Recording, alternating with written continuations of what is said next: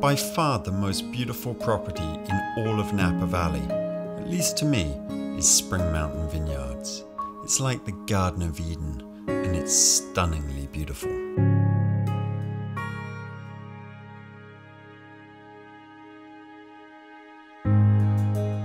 Spring Mountain Vineyards is probably the best kept secret in the valley, partly because of its hidden location and partly because it's not open to visitors without appointments.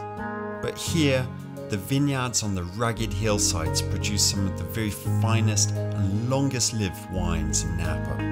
They're crafted by a winemaker who is the epitome of an artist, one who has the luxury of drawing fruit from numerous different parcels on this large estate.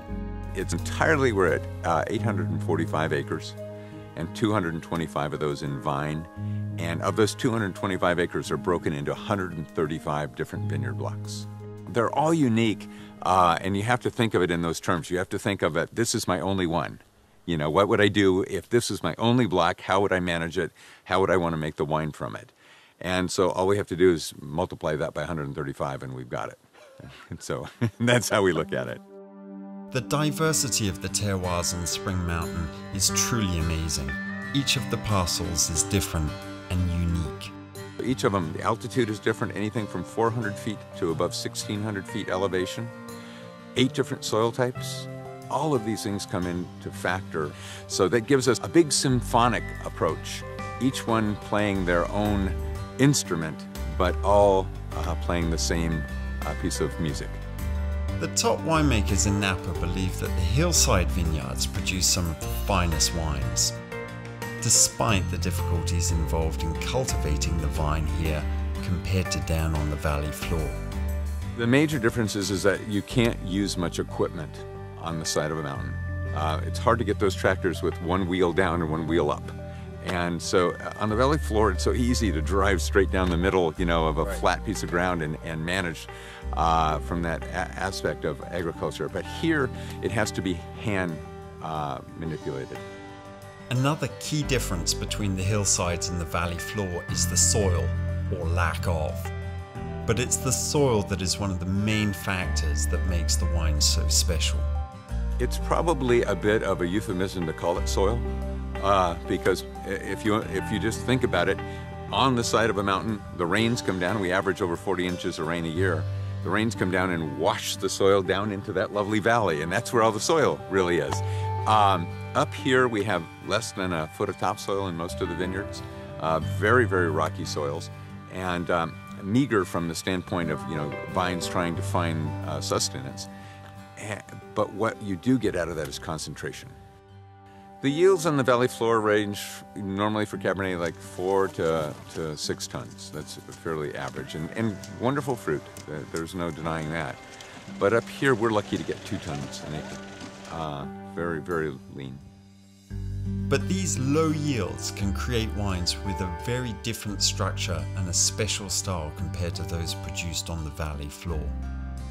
Up here, you get that intensity that we're talking about. So we get density. In some areas, you have color restrictions. You know, you have problems trying to get enough depth of color. We can't tell our Petit Verdot from our Cabernet here. They're all black. I mean, it's amazing the extraction that you get up here. So that gives us a different core, and we have more things like chocolate and espresso, and those kinds of flavors are base as opposed to those lighter, more feminine kinds of approaches. The vineyards also tend to produce wines that are more tannic in their youth, but this firm structure can help them age for decades, providing a foundation around which the complex flavors can evolve. But it's in the cellars that Jack shows his real artistry, putting together a wine from such diverse parcels and varieties. I may have as many as 100 different lots, fermentation lots. And we keep them all separate until we make the final blend. So there's 100 different choices that, you know, to begin with.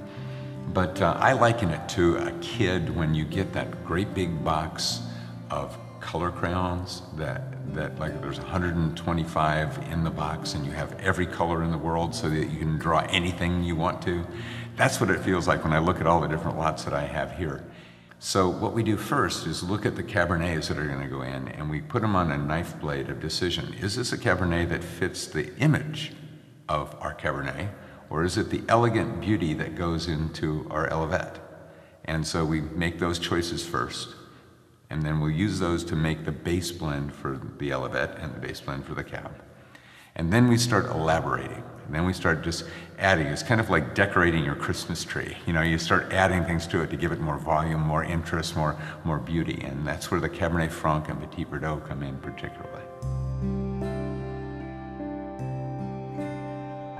The toughest thing is to get the wines soft enough at release for people to truly appreciate where they're going to go. But people who understand great wines see our wines very clearly and very quickly. The wine that we're tasting right now, which is our 05 Elevette, is easily a 20 to 30 year wine, easily. And I would say that it may only reach its peak after 20 years.